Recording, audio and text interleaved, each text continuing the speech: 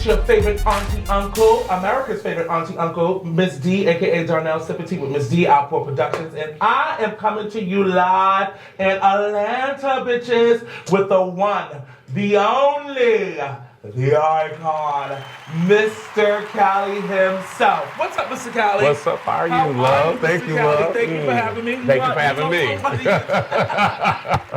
So, for those who don't know who Mr. Cali is, tell them who you're from, what you're doing, how you do it. I'm Mr. Cali. I'm from LA, Long Beach by way of. Oh, so that's why your name is Mr. Cali. Mr. Cali. I'm from LA. So yeah, born and raised in California and made my way into New York.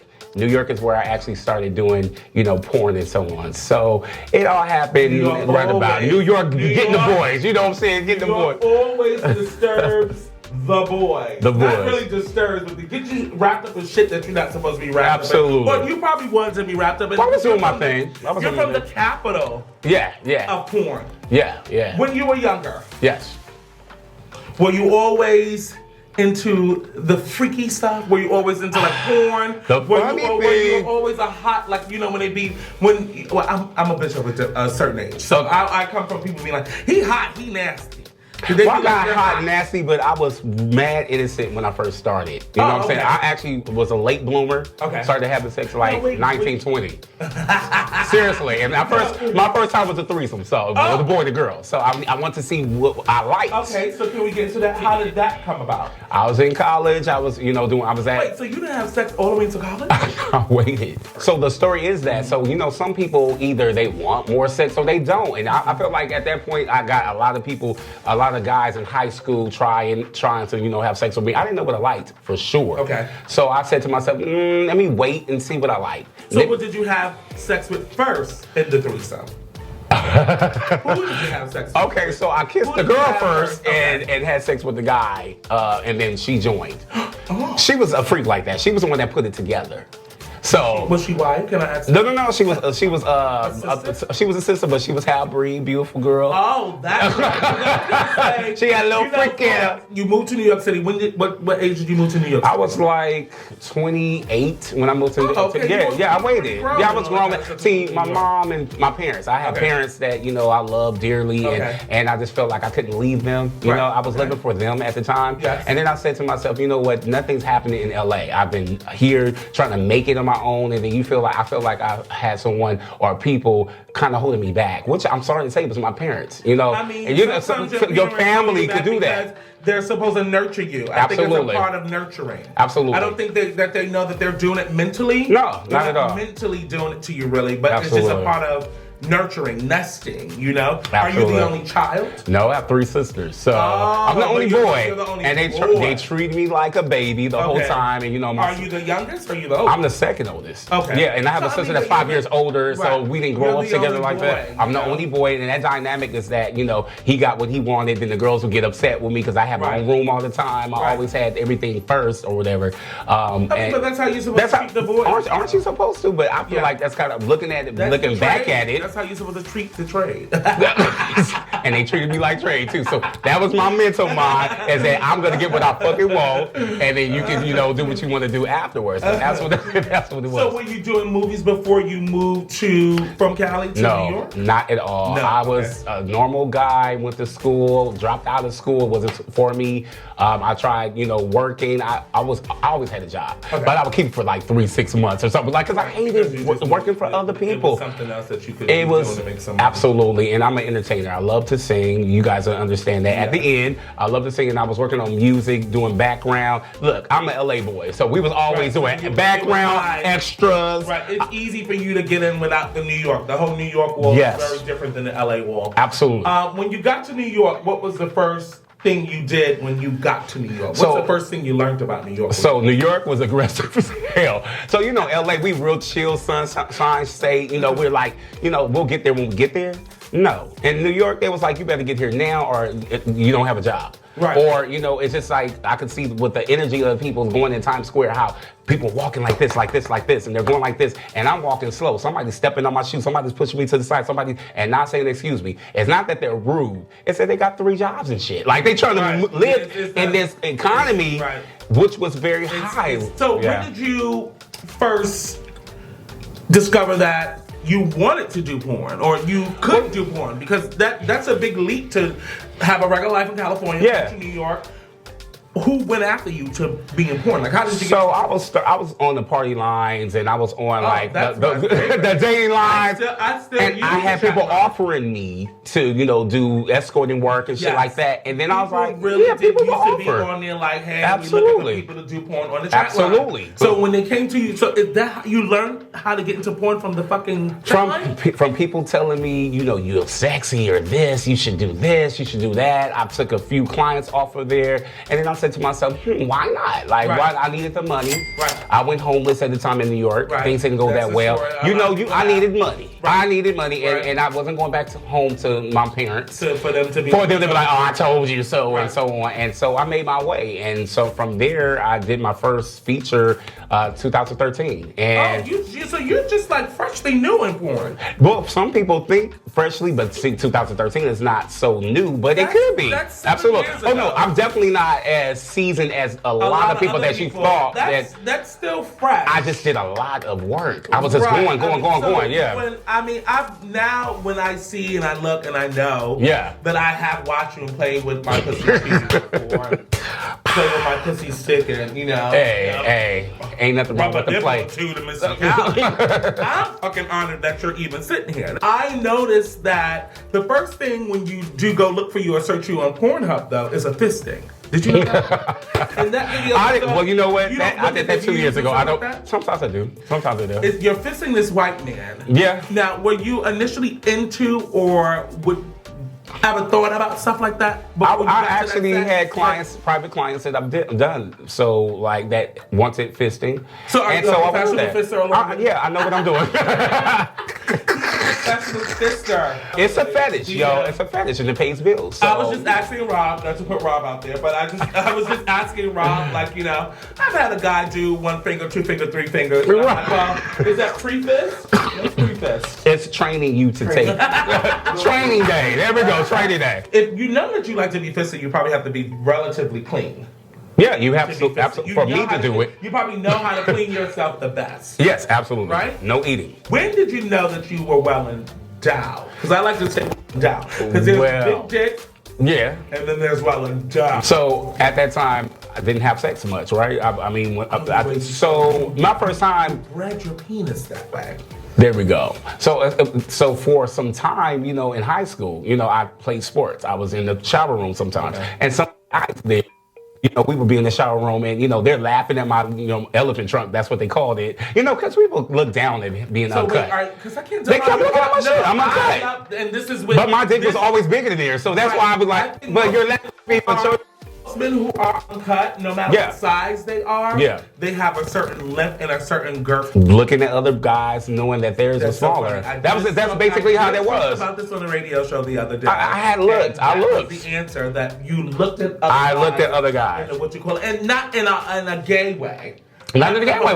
We compared each other, but a lot of those guys tried to have sex with me, on the side. A lot of them talking shit, but they really want to mess around with me. So it never happened because I wasn't ready. But I was like, nigga, you really truly want it. I knew that then. Right. So growing up, getting into the industry, they were always saying, "Oh, the meat is big. This and that." Just compare me to other artists. That I call us artists that are. We are. We have to perform. We have to give you a show. We give you, and trust me, it's work. It takes an energy. Work. So what was your first time like on a set? Not so good. My first time, it took almost all day. I feel like it was all day, at least 5 to 6 hours, trying to feel the chemistry with someone that I wasn't attracted to. Okay. So when you're new, nobody cares who they're gonna put you with. You have no say, so you're basically saying okay, yes to everything. Now, and that's what I did. Did they give you a piece of ecstasy? Did they get you drunk? Did they give you something? I don't do drugs, so but I do a drink or two, but I didn't do that. A porn star who doesn't do drugs. I do not. So you're a natural fucking freak. Naturally freaky. The next one, it took me 6 months.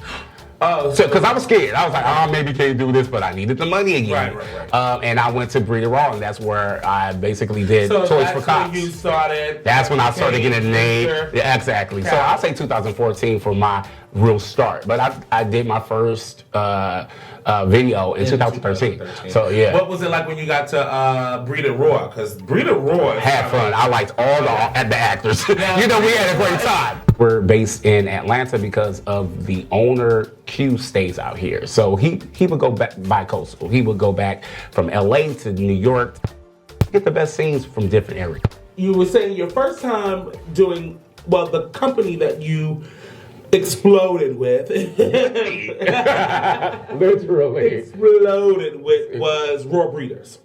Breed It Raw. Breed It Raw. BreedItRaw.net now, I think it's BreedItRaw.net. Oh, so Raw Breeders and Breed It Raw. They're not they're different people. Oh, different sorry. companies. I don't know. So it was breeding, that's all you knew, right? Yeah, this rare BB. I mean, I've never really I don't mind a breed as long as I know the last four of your social. I don't know. Like if we're in a relationship, my boyfriend used to bring me all the time to the point where he'd be like, "You really trying to get pregnant by me?" What's your favorite company to work with?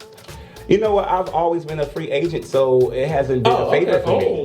That's why I've never did a contractual agreement with anyone, because I feel like that limits you as an artist, as a model, to be able to work with different people, to travel, to make more money. And some companies will hold you and not let you go, and they'll hold you for 2 years, and you're not really working much. Right. So you're not really getting much money. I just say people do not sign a contract. Okay. Not. You hear that? You heard it first. Promote, push yourself. Promote, put yourself down, sign a contract, go various places and do various things as much as you can. Yeah. Has anyone ever come to you to do a molding of your penis? Yes, they have. And I just haven't found the right company to do that, but I've been asked what times. Are you looking for in the company to mold your penis? More percentage of pay. I'm about my more point. Commission. Yeah, absolutely. That's what you said. Yeah, commission. I'm about my money. Girl. Commission. More commission. Absolutely. So we haven't gotten to more commission of the sales. So the company listening to this, when he puts this video up, he needs more commission on every piece of product sold with his shape, his form, his likeness on it. Yes. He needs more of a commission. Absolutely. If you could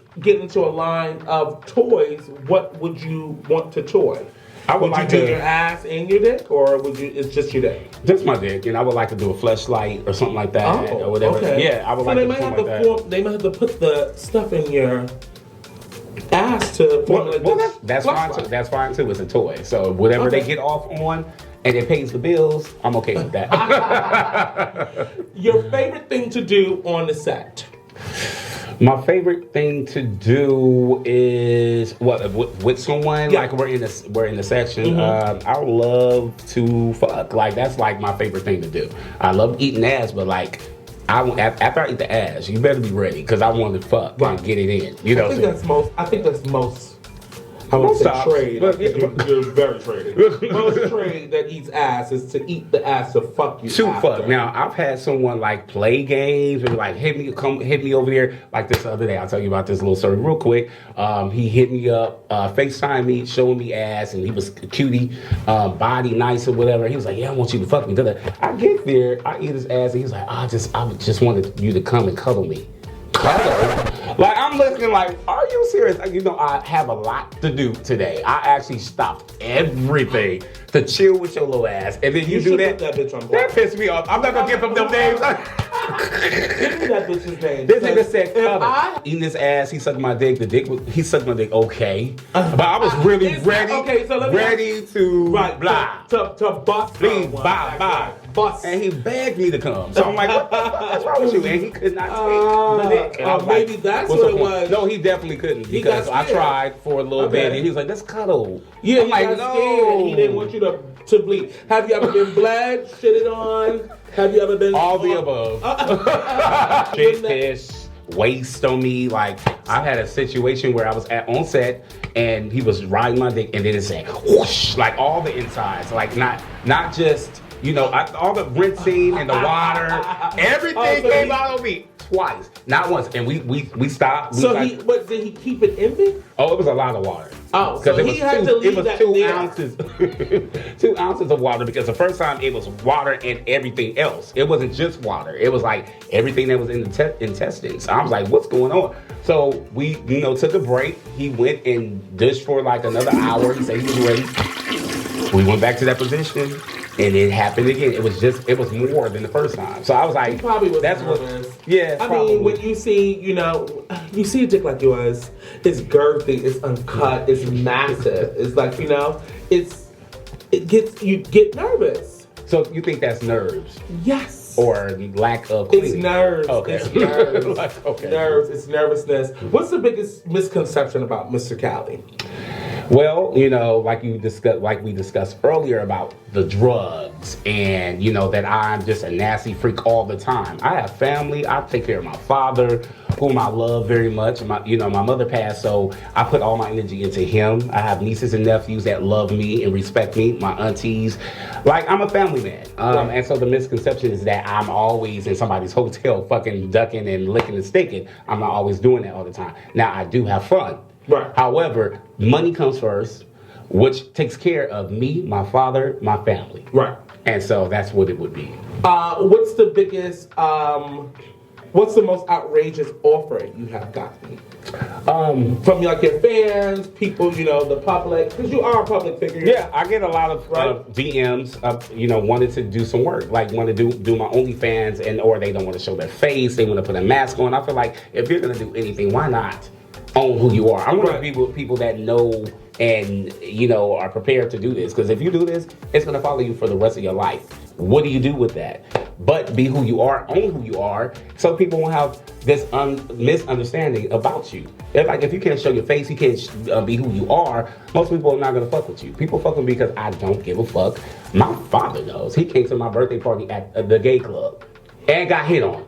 So it don't even matter. He loves me anyway. What does Mr. Cali want to do next? Okay, well, Mr. Cali has moved to Atlanta to work on music. Okay. I want to put out my own music. I'm investing in myself. I'm an independent artist. Okay. I have a development deal with Talent Music Group, Franklin. Okay. Thank you so much. G, OUTPour Productions, signing off, bitches. Get my music. Get my music. Get that music. Oh, you on iTunes?